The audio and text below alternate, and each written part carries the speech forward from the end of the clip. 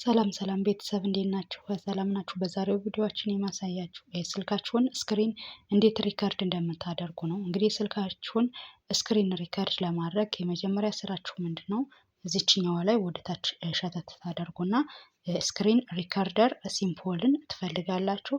እንግዲህ በየስልኩ እንደየሞዴሉ የተለያየ ሲምፖል ሊጠቀም ይችላል። እዚህ ጋር ስክሪን ሪከርደር ስታርት የሚለውን ክሊክ ሳደርግ በማደርግበት ጊዜ ይህን አይነት ሲምፖል ይመጣልኛል። የመጀመሪያው አውዲዮውን ጭምር ነው ወይ ሪከርድ ማድረግ የምትፈልጉ የሚለውን ነው አክቲቭ እናደርጋለን። ድምጽ ጭምር ነው።